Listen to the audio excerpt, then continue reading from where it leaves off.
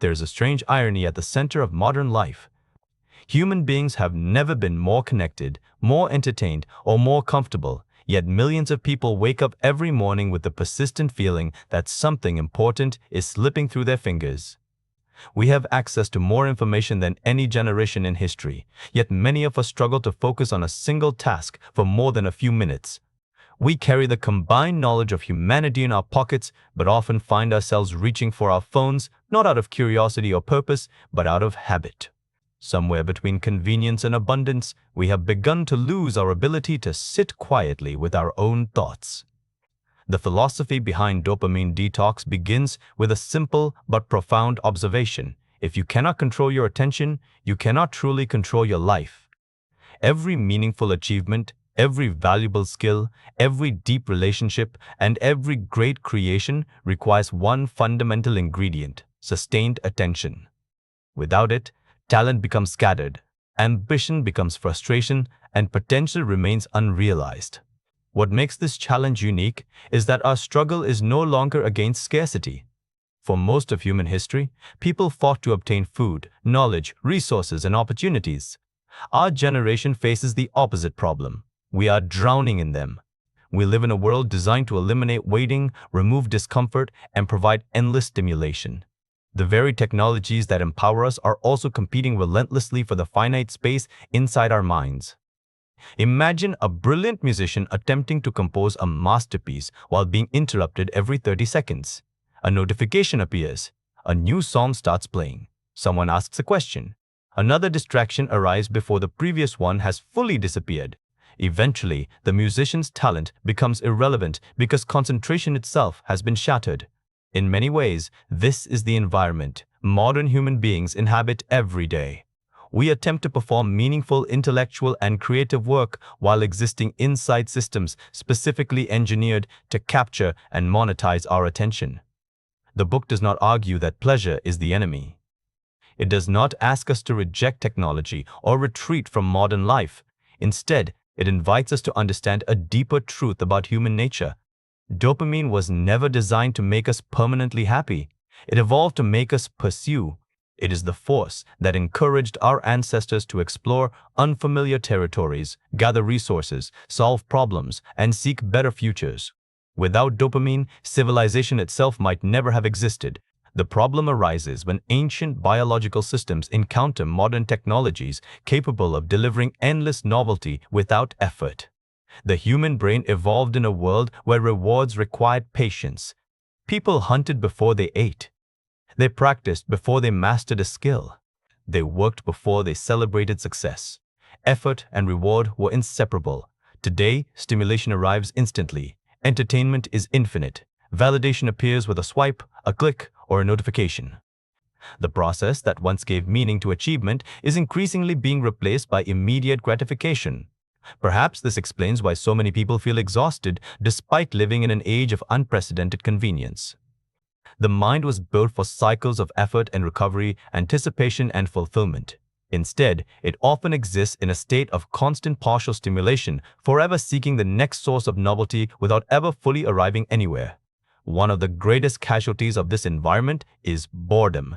Modern culture treats boredom as a problem that must be solved immediately. The moment discomfort appears, we reach for distraction. Waiting in line becomes an opportunity to scroll. A quiet evening becomes an excuse to consume endless content. Even a few moments of silence can feel strangely uncomfortable. But what if boredom was never the enemy? History suggests something remarkable. Many of humanity's greatest ideas emerged not during periods of stimulation, but during periods of stillness.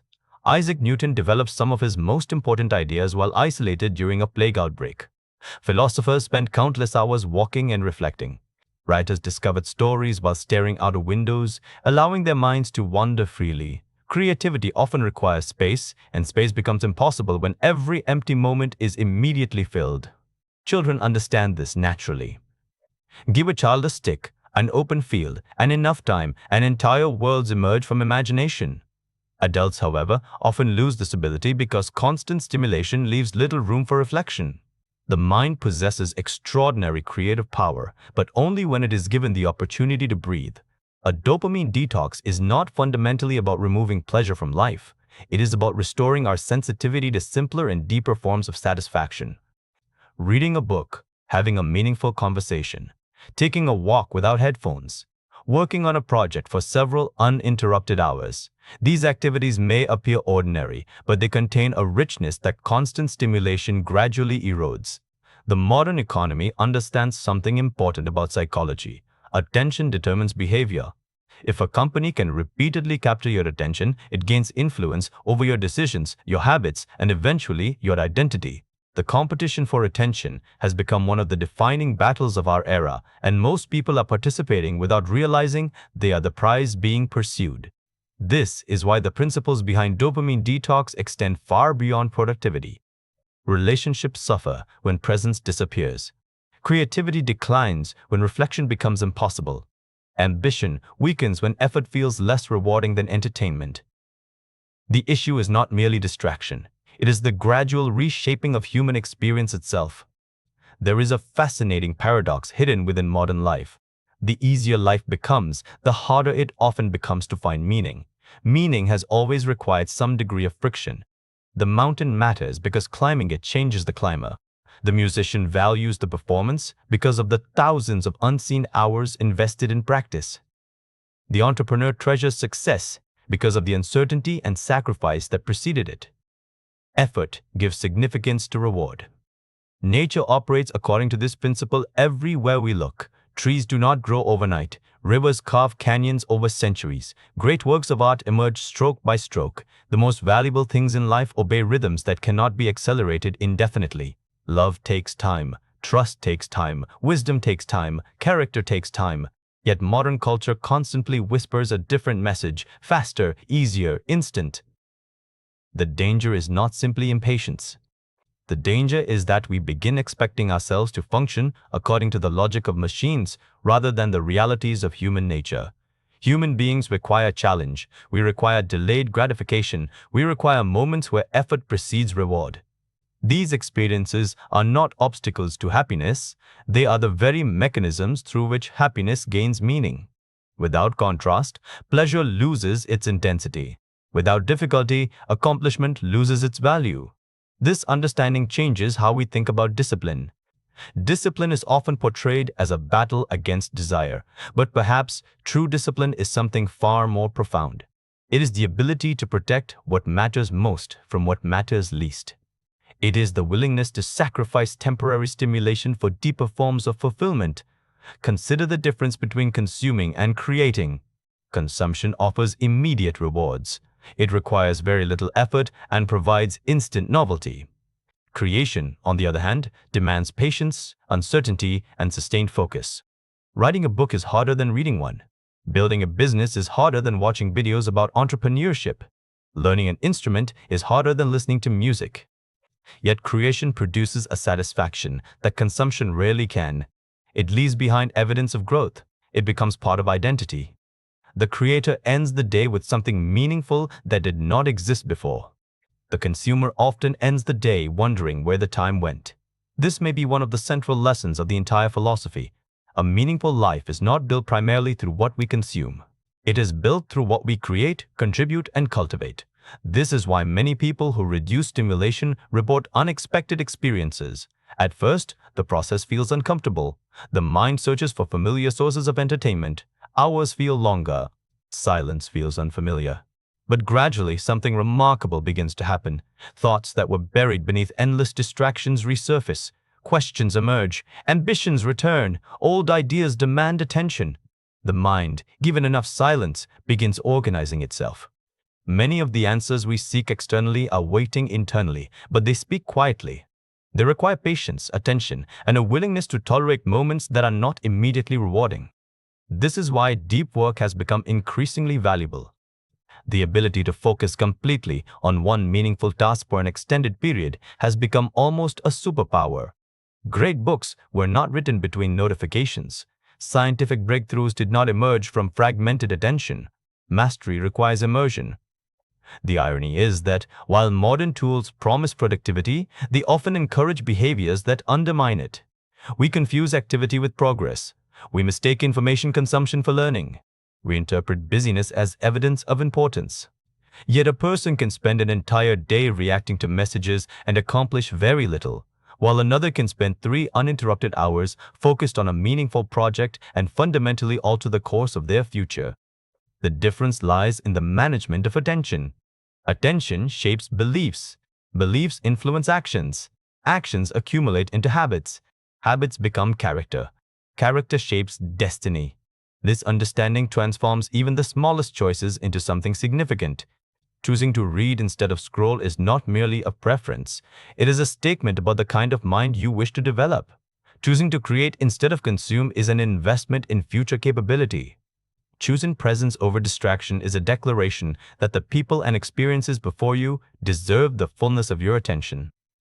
The philosophy behind dopamine detox ultimately encourages us to think in longer time horizons. Instead of asking what feels good right now, we begin asking what kind of life our present behaviors are constructing. The difficult workout becomes valuable because of who it helps us become. The challenging book matters because it expands our thinking. The uncomfortable conversation matters because it strengthens relationships. Delayed gratification stops feeling like sacrifice and starts feeling like investment. And investments compound. Knowledge compounds, skills compound, trust compounds, health compounds.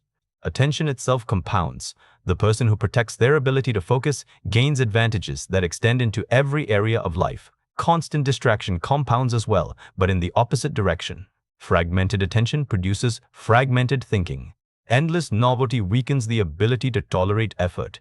The pursuit of immediate rewards trains the mind to abandon anything that unfolds slowly. Neither path produces instant results. Both reveal their consequences gradually.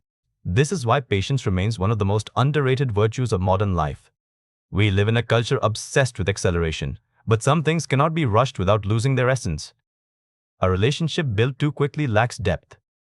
Wisdom acquired without experience remains superficial. A tree forced to grow unnaturally fast develops weak roots. Human flourishing operates according to rhythms that technology cannot fully optimize. Perhaps that is the deepest lesson hidden within this philosophy. We are not machines designed for endless output. We are human beings who require cycles of effort and recovery, challenge and rest, connection and solitude. We need moments of silence as much as moments of excitement. A dopamine detox reminds us of these forgotten truths. It strips away excess stimulation long enough for us to notice what genuinely matters. It teaches us that boredom can nurture creativity, that difficulty can deepen fulfillment, and that attention is one of the most valuable resources we possess. The extraordinary life most people seek is rarely hidden behind dramatic transformations. More often, it emerges through quiet acts of intentional living. It appears when we protect our attention, embrace meaningful challenges, cultivate patience, and remember that fulfillment cannot be downloaded, purchased, or consumed instantly. The modern world will always offer distractions. It will always provide easier paths, faster rewards, and endless opportunities to escape discomfort. The responsibility of building a meaningful life lies in deciding which invitations deserve acceptance and which must be declined. Because attention is finite. Time is finite. Life itself is finite. And perhaps the greatest realization of all is this: what has been slipping through our fingers was never merely time, it was attention. And because attention determines experience, what we have really been losing is our ability to inhabit our own lives fully. The good news is that attention, unlike time, can still be reclaimed. One deliberate choice at a time. One focused hour at a time, one meaningful day at a time. Not by rejecting modern life, but by engaging with it consciously. Not by eliminating pleasure, but by ensuring that pleasure serves purpose rather than replacing it. Not by escaping reality, but by participating in it more fully. Because at the end of the day, your attention is your life in its purest form. What you repeatedly attend to becomes your reality. What you nurture grows. What you neglect fades. And the future you eventually inhabit is being shaped, even now, by the countless small decisions you make when no one else is watching. The path toward freedom may begin with something surprisingly simple: putting the phone down, embracing a moment of silence, and remembering that the ability to direct your own mind remains one of the greatest powers a human being can possess. In an age defined by distraction, Reclaiming that power may be one of the most revolutionary acts of all.